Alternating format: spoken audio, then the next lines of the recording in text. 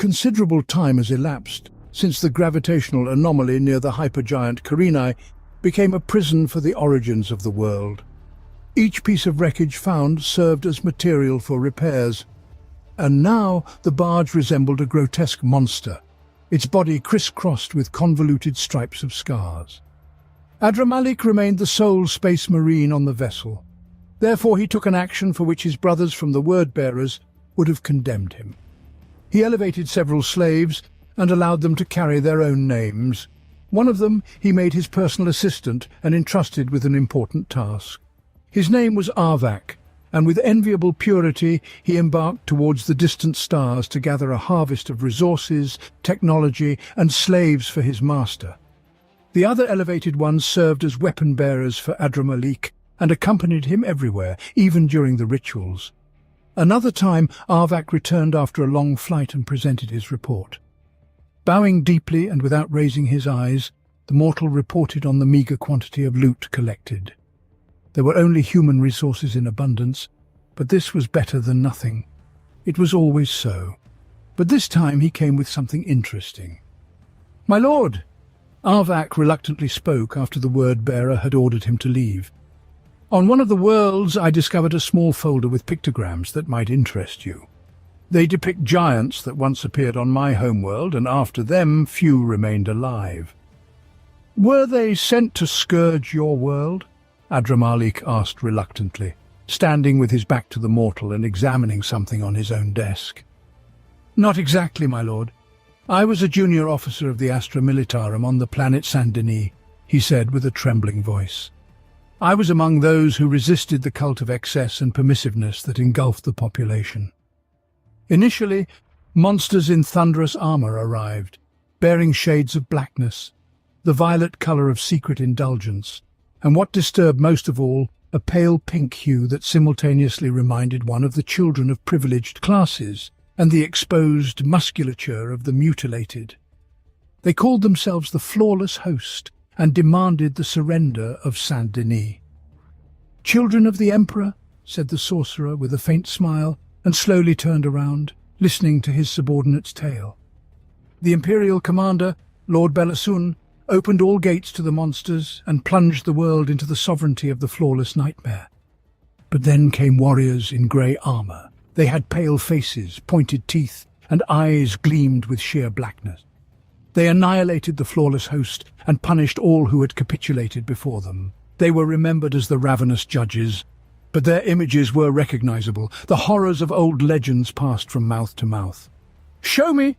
Adramalik extended his hand, and the mortal, still not raising his eyes, handed him the folder with pictograms. The word-bearer began to examine one snapshot after another. The armor of the Space Marines in grey was assembled from fragments of different models. The foundation was based on the Mark V model from the times of the Horus Heresy, but it was further augmented with shoulder guards, as well as incorporating helmets from both Marks III and VII. In their hands one could discern the shapes of the exceedingly ancient Phobos bolters, which were produced alongside the Mark II Crusade armor. Additionally, they wielded Umbra pattern bolters, Umbra Magnus bolt pistols, Proteus pattern handheld missile launchers, chain swords, and axes. "Well done, little Arvak," intoned the sorcerer, though this was more likely a taunt than a compliment. "This could indeed prove interesting. Go!" He left, and Adramalik continued to examine the photos. Some depicted both ancient and relatively new military hardware, designed and manufactured based on samples spanning the entirety of the Imperium's long history. The same applied to the Terminator armors. They were modified for the purpose of maintaining functionality over a prolonged period.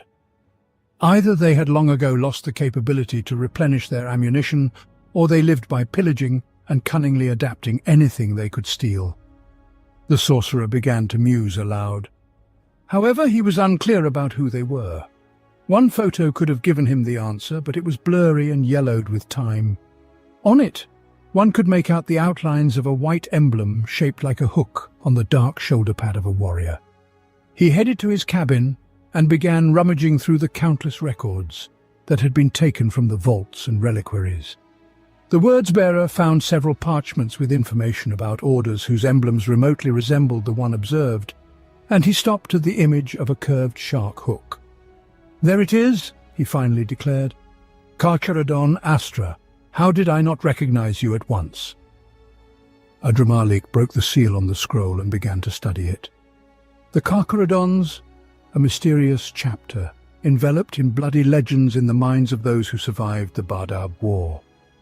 Emerging from the somber void beyond the far corners of the galaxy, they were strangers, both to friends and foes. Yet they stood in support of the Imperium. Determining their exact origin is exceedingly difficult, since there are no official records of the Carcharodons in the Imperial Chronicle. They do not appear in the archives of the Inquisition, nor is there information about registered combat awards. Often they are mistaken for other chapters, for instance, confused with the Reapers of the Void and the Blood Sharks. Whether the Carcharodons contribute to such confusion themselves, or whether it is a random coincidence, remains unknown. However, some light on the history of the chapter might be shed by the oldest of the military treatises of Terra, entitled Mythos Angelica, written at the end of the 35th millennium. This volume mentions a mysterious space marine chapter named Carcharodon Astra, who were dispatched into the outer darkness to punish the enemies of mankind, and relentlessly attack traitors, xenos, and apostates even there, where they might gain strength. These words are borrowed from an earlier source, which was lost somewhere between the 32nd and 33rd millennia.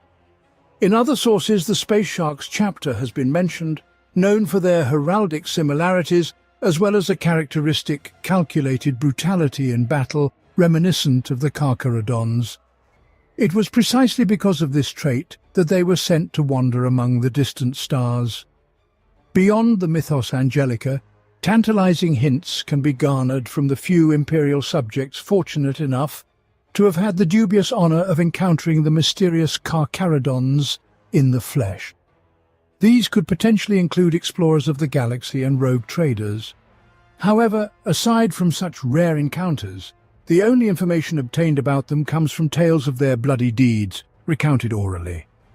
A bit more light on their origins could be shed by information retrieved by the Death Watch. This results from the extraction of gene seed from a fallen battle brother discovered at a massacre site.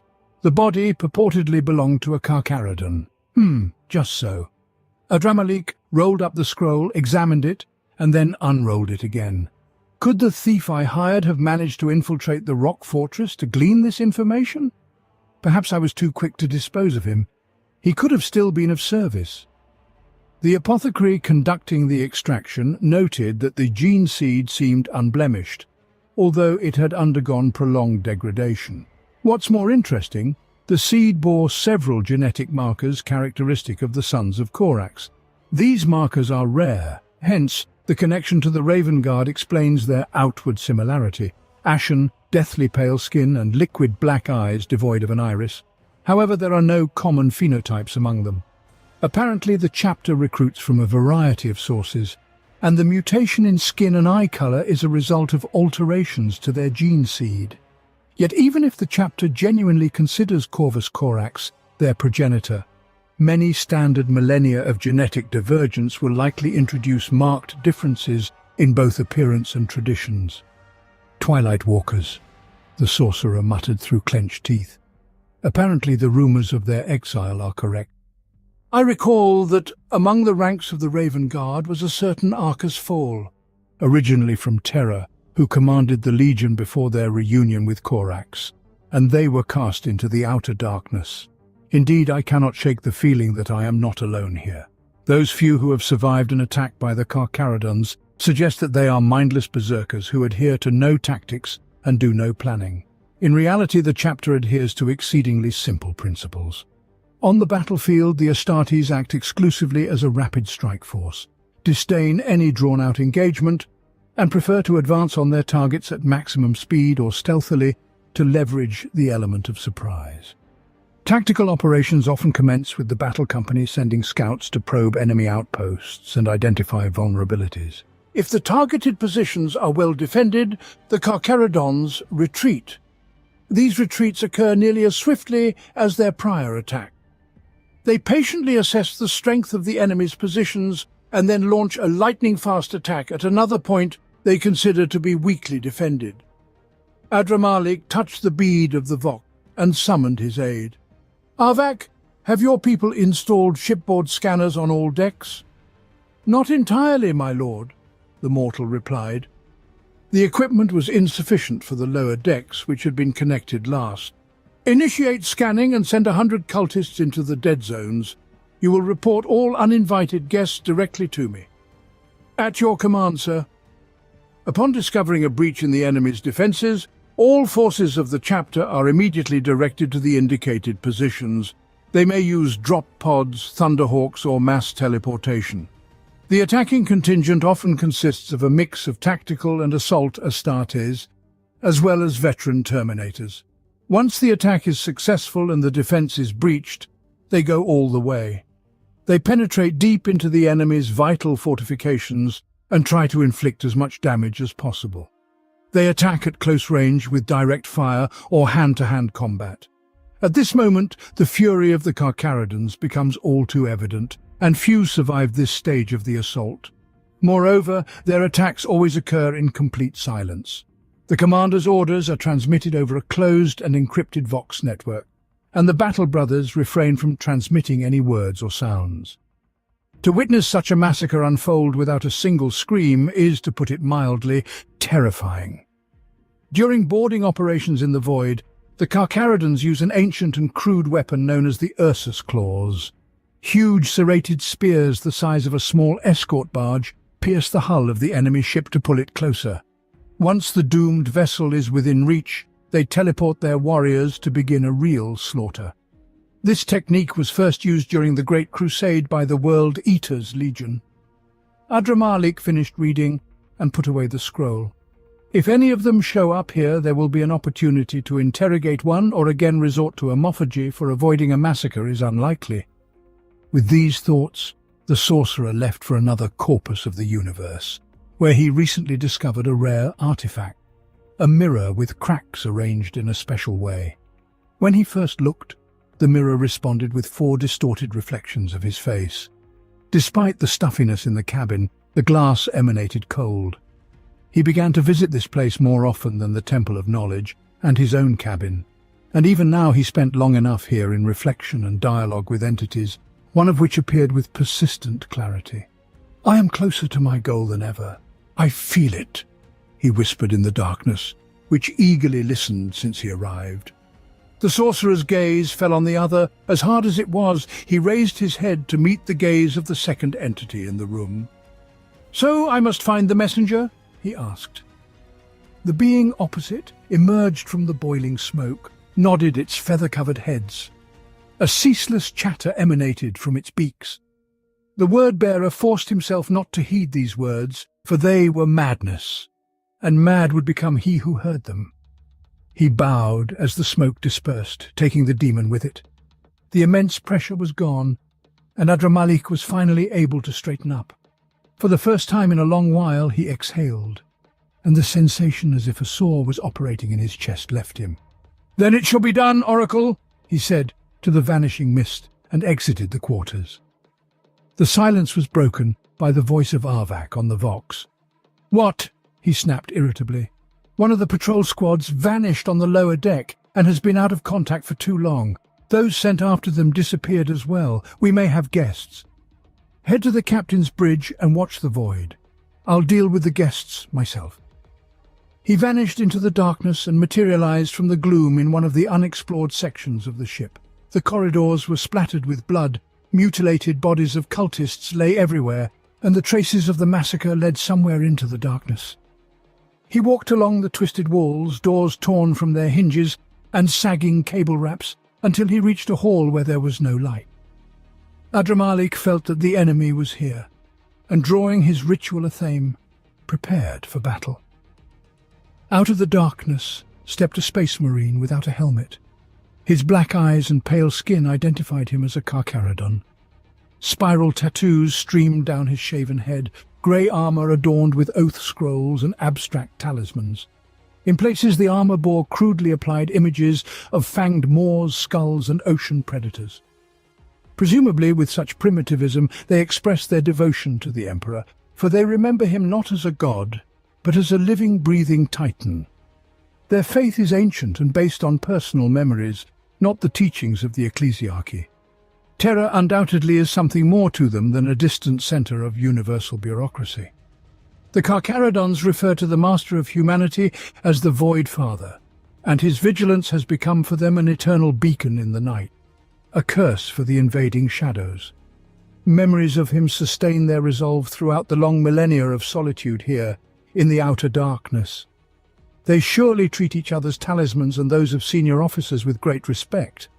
Perhaps they are even forbidden from touching the talismans of higher-ranking brothers.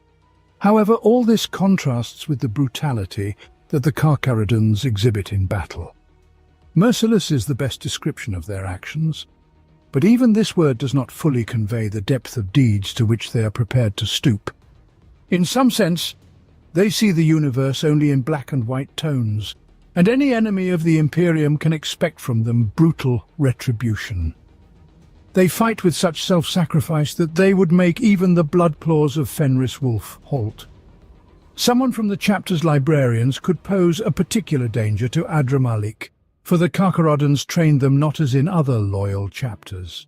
Their librarians possessed a number of unique abilities. For example, they could cloud the mind of an enemy with a mysterious mental darkness, enhancing fear to the point of paralysis.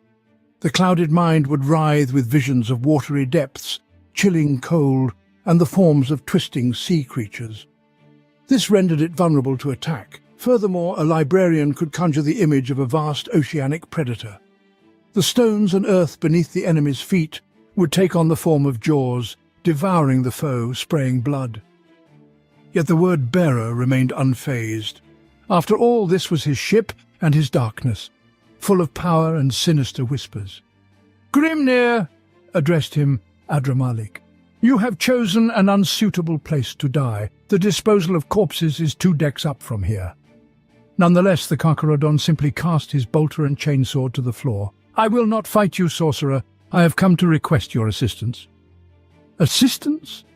Adramalik was surprised. "My brothers will soon be here, and they will tear your barge apart. I, on the other hand, can help survive and leave this place, and then I will vanish myself." "And with what shall I assist you?" "Extract this from me." The sorcerer did not immediately understand what was meant, but then he looked at him with his inner eye, and realized that within the Carcharodon's body were locked 2 souls. "Ah, a messenger," he thought, "possessed." With a sneering smirk, the sorcerer said, "He can be exorcised only by killing you, so take up your weapon and fight. You have no choice." "No, listen, it's a waste."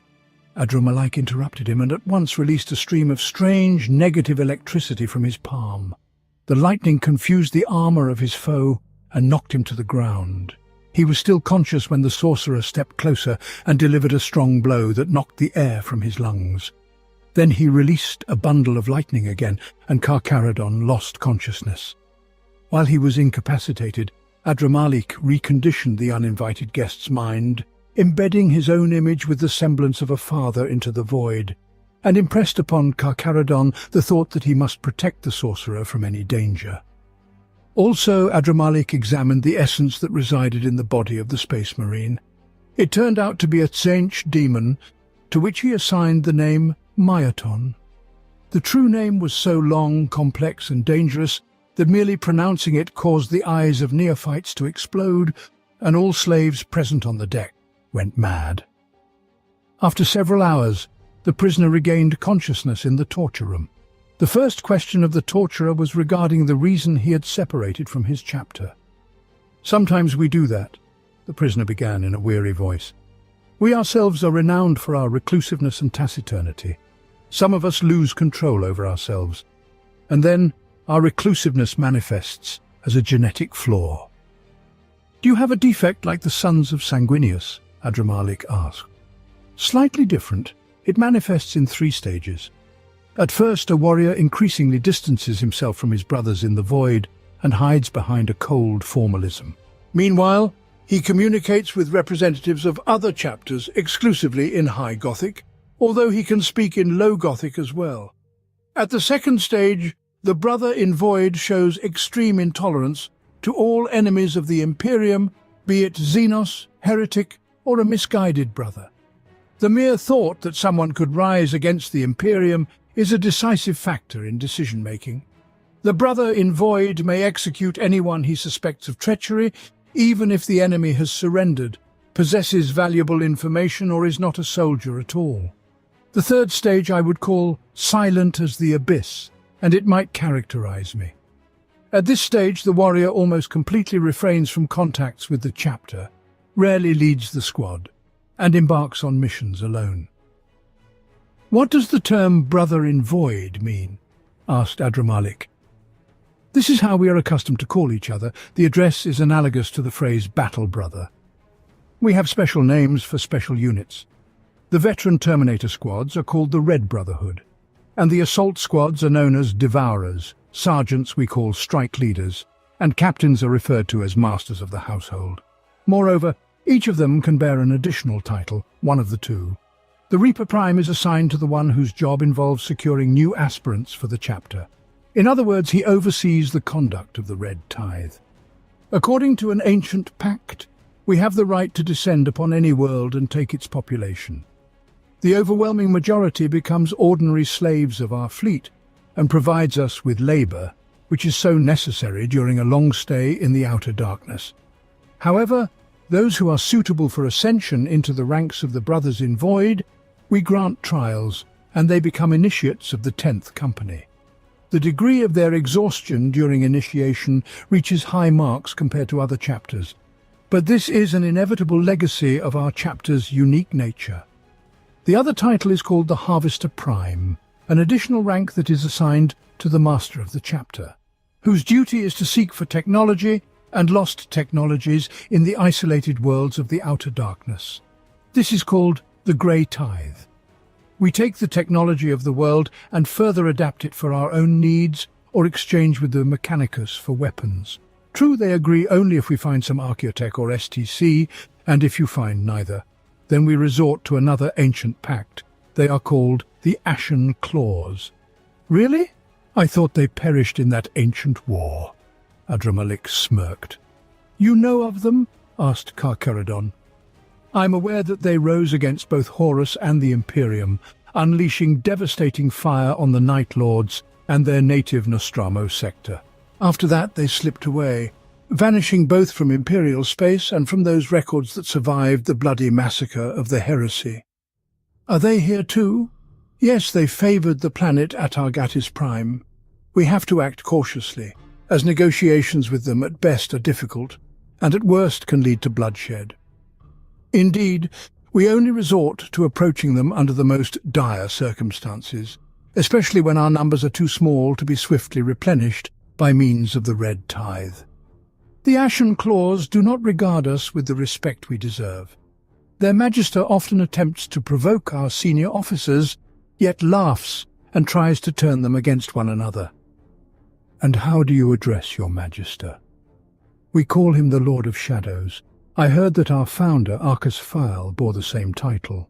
Now, we call him the Forgotten, for his fate remains unknown. However, we continue to serve on the distant frontiers, as has been tasked to us.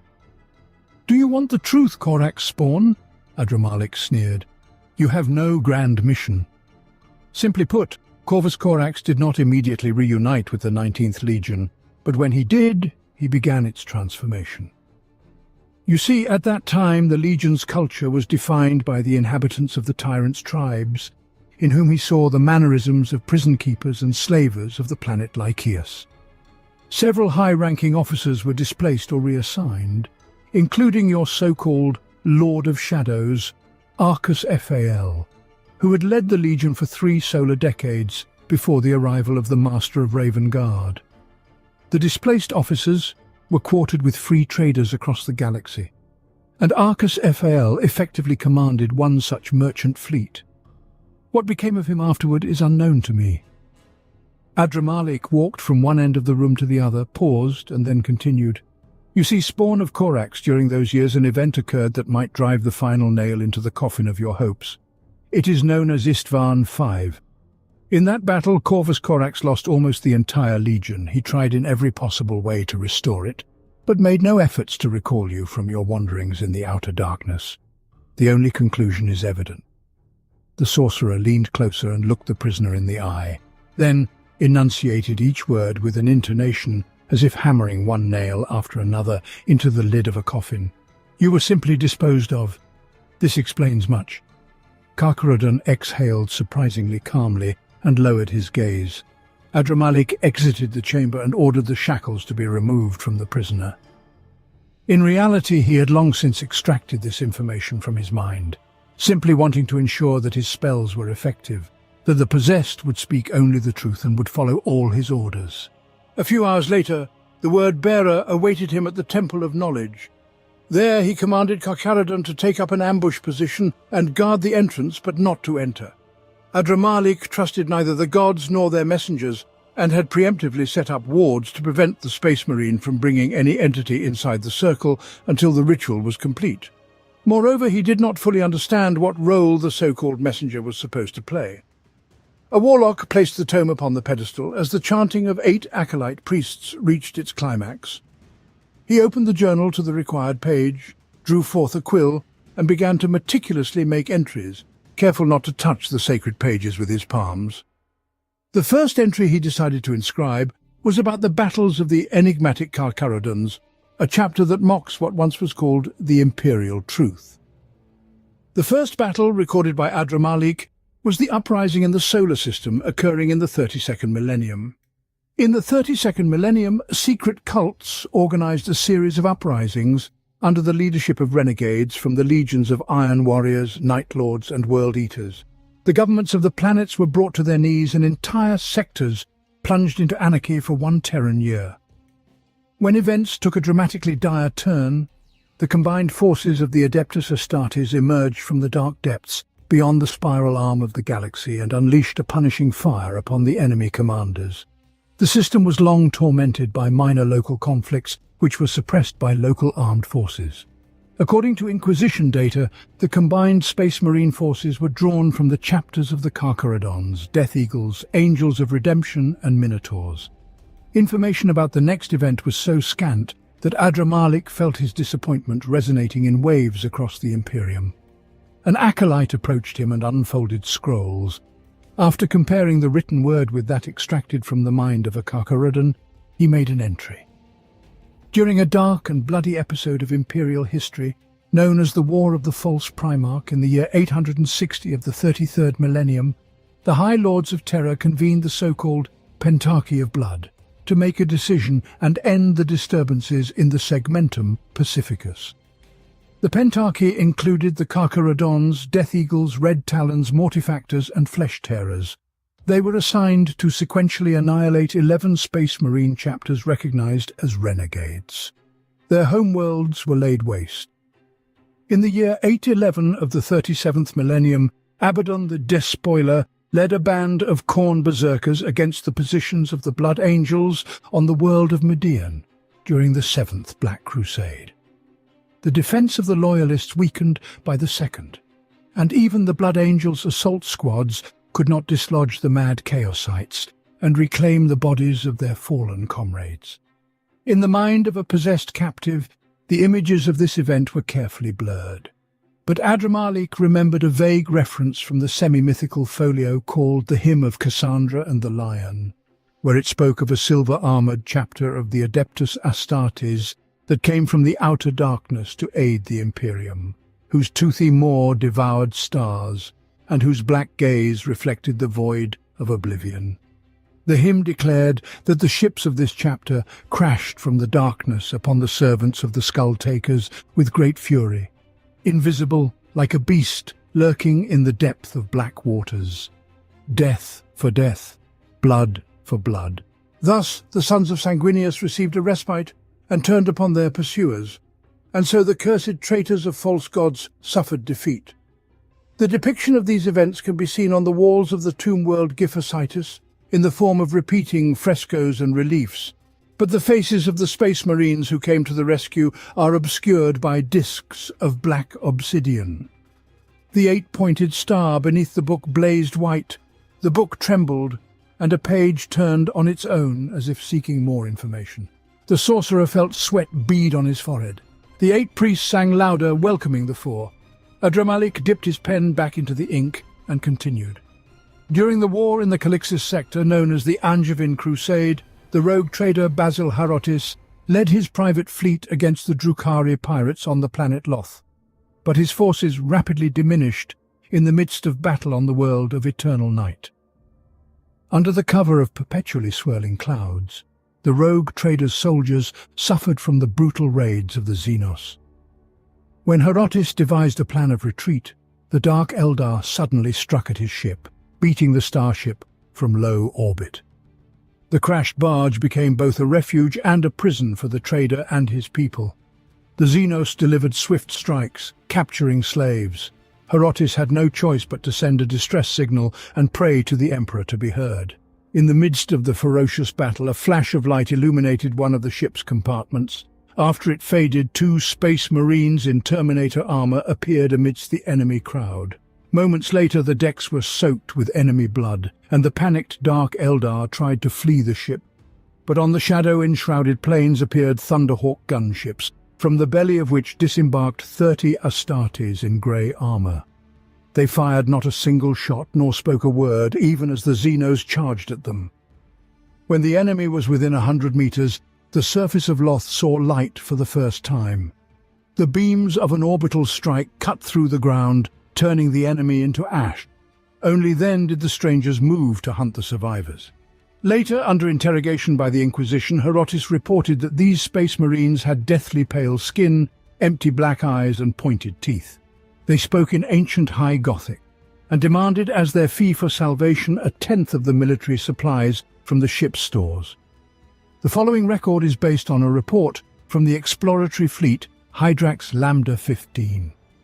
During a major expedition in the vicinity of the Magnus Storm anomaly, the exploratory fleet Hydrax Lambda 15 encountered a large, fearsome orc ship adrift. It bore numerous signs of a heavy battle which had taken place no later than a few Terran years ago. The corridors and compartments of the ship were carpeted with a layer of orc remains, from the looks of which one could surmise that the Xenos had perished as a result of injuries inflicted by bladed and chain weapons, as well as intense bolter fire. In one of the central compartments of the ship's gun deck, where apparently the main battle took place, the orc remains and debris had been deliberately piled into a mound several meters high, atop which stood a standard adorned with an aquila. Dangling from the standard were amulets in the shape of predatory animal fangs and oath scrolls. The standard itself proudly bore the inscription Carcharodon Astra, as the Emperor willed. No remains of the attackers were found, nor was it possible to determine the exact origin or course of the orc ship, which soon burned in the nearest sun. In the year 875 of the 41st millennium, the colony world of Zartak was subjected to an attack by the Night Lords, who captured the ship Imperial Truth, lured the Arbite's forces into a trap and destroyed them. Later, they landed on the planet and initiated a bloody reign of terror.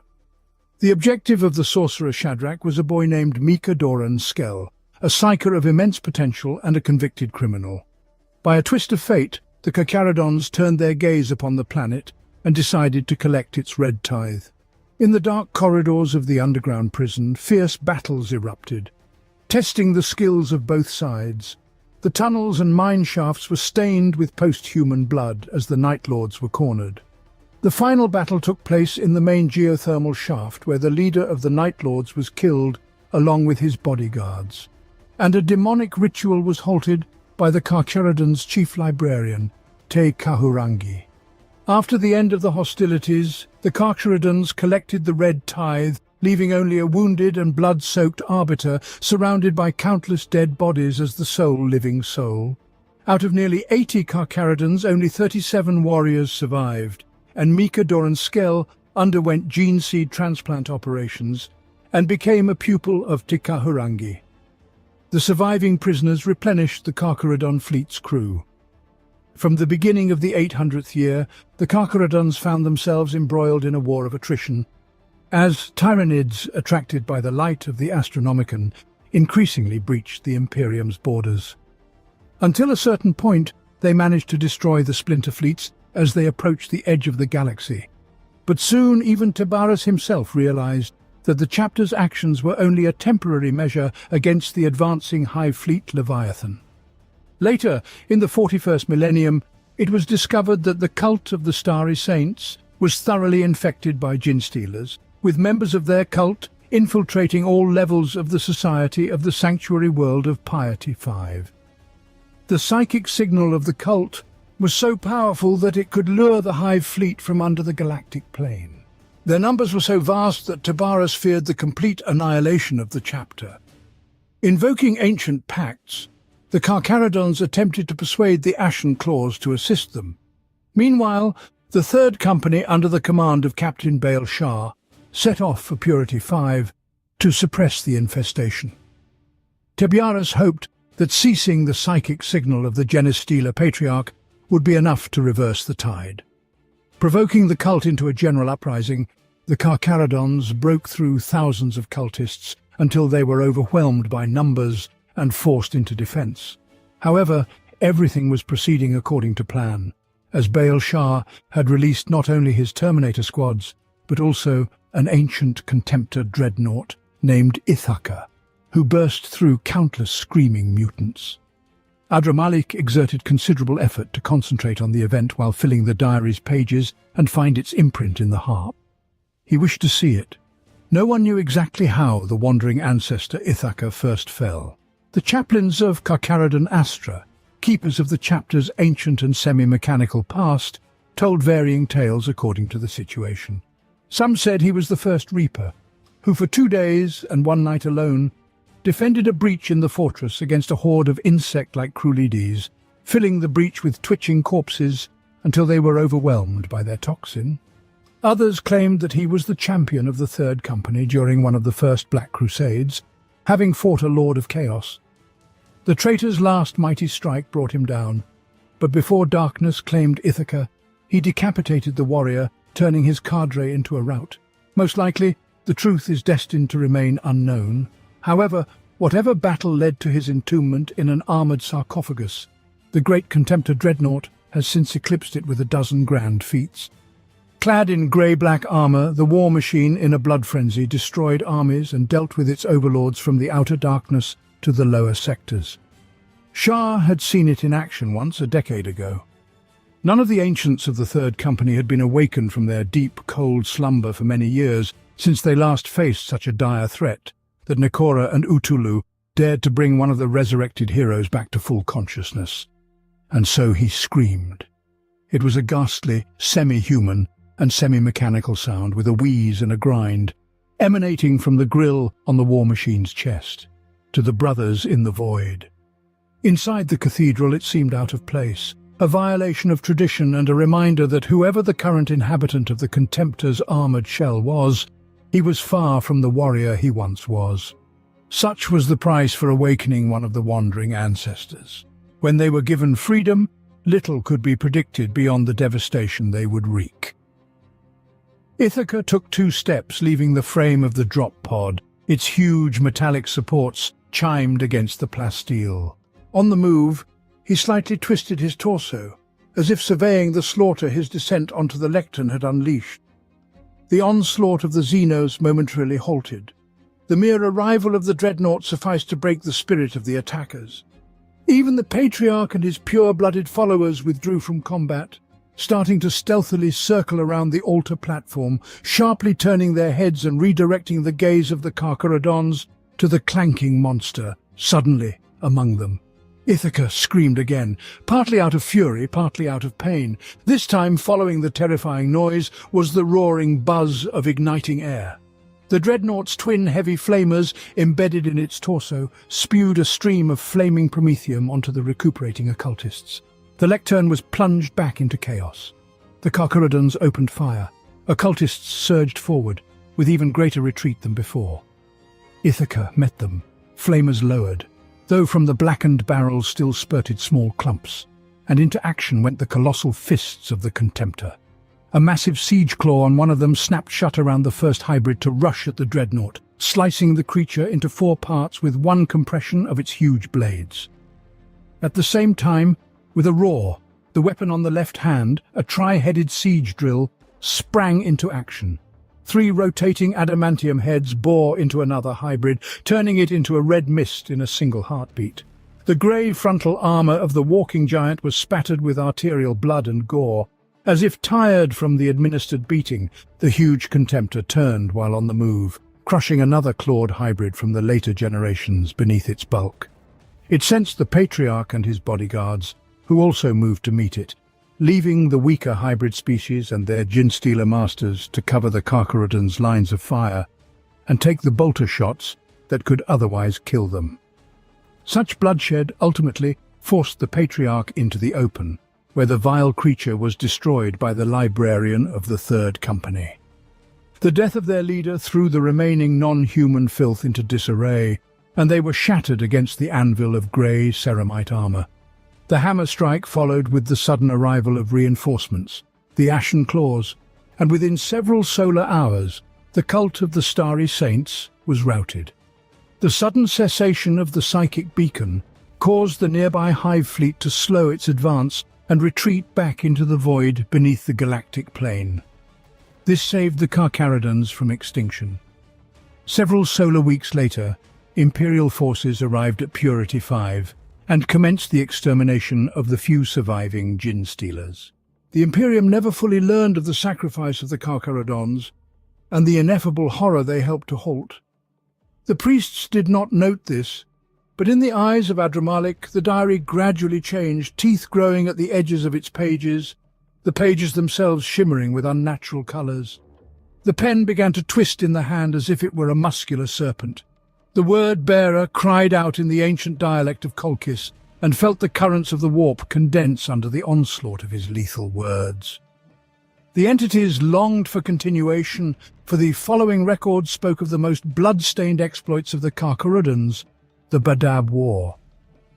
Arriving unannounced in the Maelstrom Zone, the Carcharodons proved to be an utter surprise for both the Loyalists and the Renegades. Their sudden appearance at the edge of the Golgotha Wastes initially caused alarm in both camps. Their forces were equivalent to 6 companies of the Adeptus Astartes, led by the ominous first captain Tiberos, also known as the Red Wake. Their fleet was composed mainly of small to medium ships and auxiliary vessels, under the command of a single battle barge of an unconventional model.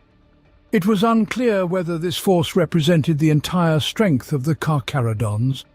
Tiberos offered an unexpected collaboration to Inquisitor Legate Freyne and Lord Commander Kuln, providing them with a writ of recognition that granted them their rights and titles, conferred by several now-deceased High Lords and Inquisitors. Tiberos even agreed to a gene seed verification by Freyne's subordinates, but the openness of his chapter lasted only until a certain point, and some answers were given solely to Freyne. Despite remaining concerns, by this time the Badab War was approaching its final stage, and both Lord Commander Cullen and Legate Freyne knew that fresh forces would be indispensable for continuing the offence and quickly ending the conflict. Lord Commander Cullen incorporated the Carcharodons into his battle plans, though he still worried about their loyalty and was deeply concerned about how far they had strayed from the Codex during their long wanderings in the dark. Lord Commander Cullen chose the Indomitus Cluster as the first deployment site for the Carcharodons. The cluster was home to the severely weakened separatist forces of the Mantis Warriors. At that time they were being attacked by the Firehawks, who had suffered heavy losses in the capture of Sagan. The surviving Mantis Warriors, divided into small groups, were still conducting a highly effective guerrilla war in the cluster, supported by the local populace.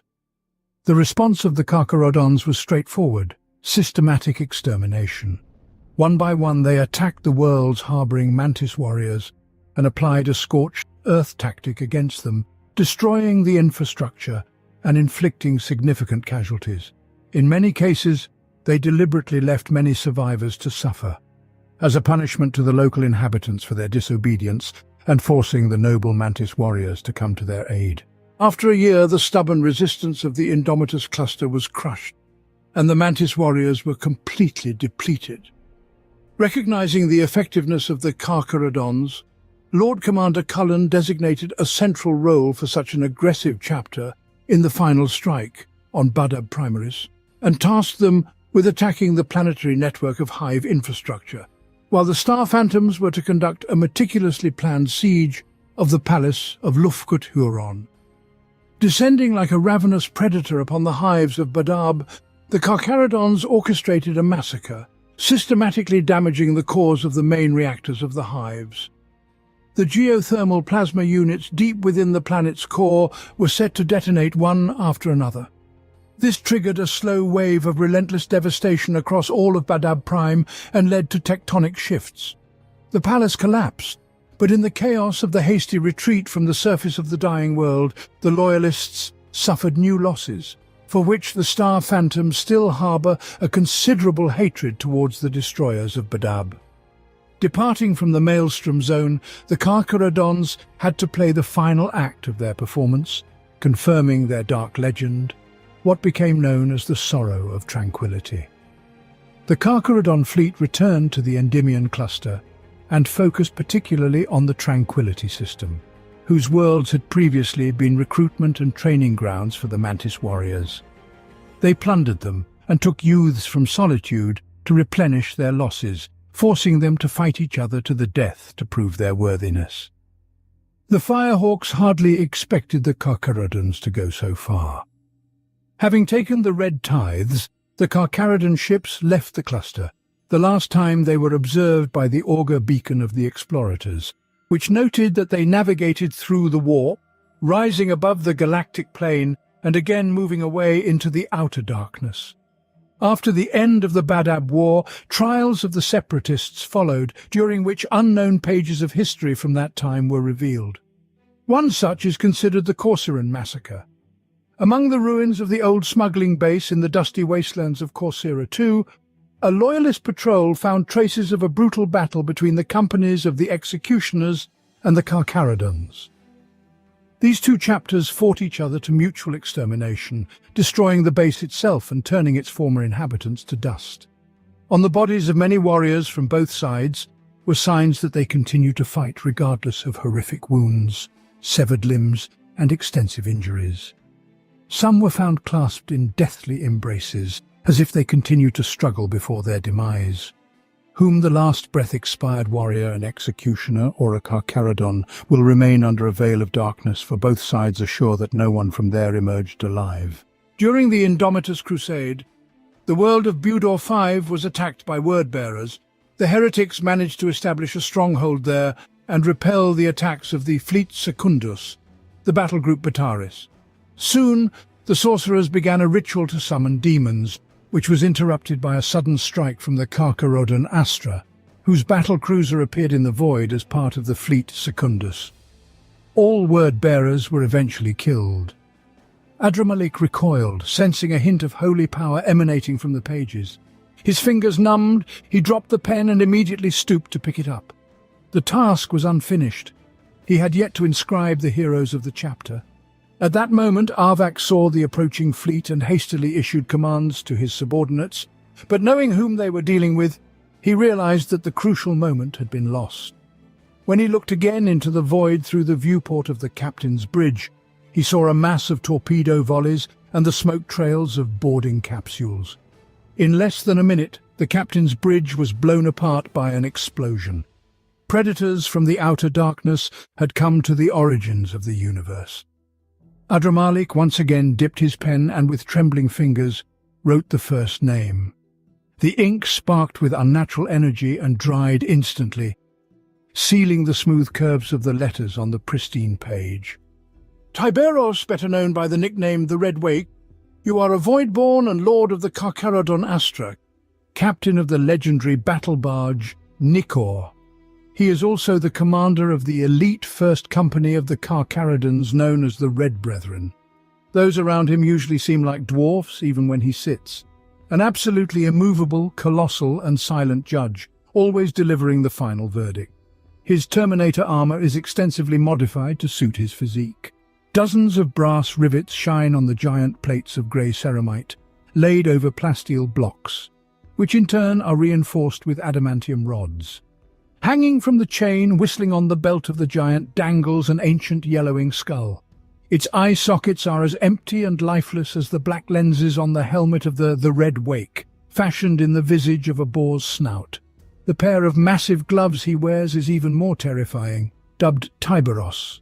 In the ancient fists bearing the names Hunger and Eradication, formidable power claws are combined with double-chain blades mounted below. Only by witnessing can one believe the carnage they can inflict.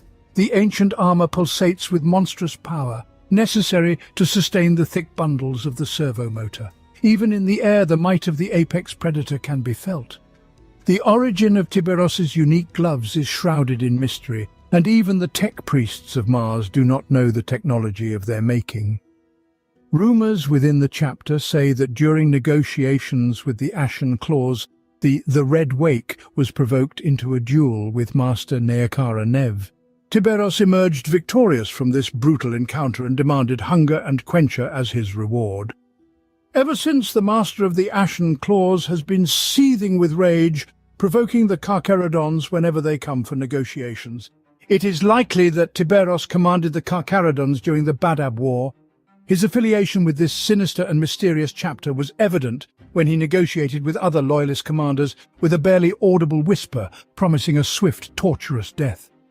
When he first revealed his face, it was a nightmare-born skull, only half covered with white, corpse-like skin, a few muscles twisted into a bloodthirsty grimace, and his eyes were soulless and pitch-black. The few who have seen him in battle and managed to survive described him as a blood-soaked death machine, moving almost imperceptibly and leaving behind, after each strike, mutilated corpses, torn entrails, and bloody mire. He acts with astonishing precision, and each of his personal slaughters is the result of meticulous planning, not a burst of fury. Baal Shah. Rumors have it he is a native of the mining world of Zartak, and he used to be called Kadaric. Now he bears a different name and is the first Reaper and Master of the Third Company. He wears relic power armor, which he inherited from the previous master, on the chestplate of which is embossed the emblem of the unification wars of Old Earth, a skull and lightning bolts. The helm is crowned with an ominous ceramite crest. Painted along the stripe on his helmet visor is a white maw with sharp teeth, and above his left temple, the symbol of the Third Company, and shark and a scythe. The previous master of the company, Akia, perished somewhere in the early 800 years of the 41st millennium at the hands of the Tyranids. The Carcharodons returned to Zartak again when Shah had already been commanding his company, fighting the Night Lords, to later gather the Red Tithe, which was led by Baal Shah. While Adramalik was conducting the ritual, a captured Carcharodon took up position in the dark corridors. Within an hour, 3 of his brethren appeared in the reticle of his bolter. He placed his finger on the trigger and prepared to shoot. However, a whisper, soft as a feather, resounded in his head. "Have you resolved to kill your brothers?" "I have no choice. They will not take me back," the soldier mentally replied to the demon. "And do you wish to return to them?" Adramalik hesitated, his finger treacherously quivering on the trigger. "I must protect him. He has remade me." Again he sent the thought to the demon. "You still have a choice."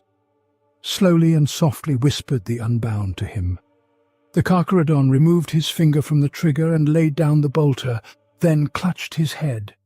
Terrible convulsions seized his body, blood flowing from his ears and eyes. Meanwhile, Adramalik continued. Teko Hurangi, better known as the Pale Nomad, is a powerful psyker, the chief librarian of the Carcharodons chapter, and one of the oldest living Adeptus Astartes. Despite his high title, he does not command other librarians but acts with the Third Company, which gathers the Red Tithe beyond combat operations. This is because the Carcharodons are outside the jurisdiction of the High Lords of Terror and act as a mobile, free to choose its targets and manner of action army. The dedication of Teko Hurangi to the cause of the Void Father is beyond question. Guided by secret knowledge, at the heart of which lies an ancient prophecy, Teko Hurangi instructs the Third Company in brief moments of rest and accompanies them on the battlefield. Teko Hurangi witnessed the rise of Baal Shah and was already considered very old. Despite the years lived, Hurangi is a formidable opponent in battle. both due to the physiology of an Astartes and by virtue of his psyker abilities.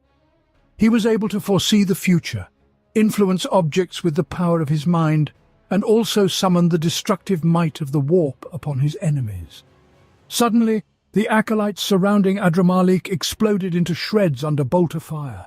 Before he could turn his head to discern the enemy in the doorway, a second one had already approached him from behind. The claws of a power glove pierced his spine and emerged from his chest. A Carcharodon lifted the sorcerer's body into the air, then violently threw it aside. Bloody foam appeared on the lips of the word bearer. He struggled to say something but was unable to, then looked at the folio, which autonomously entered the final entry. Master of the squad, Manfor.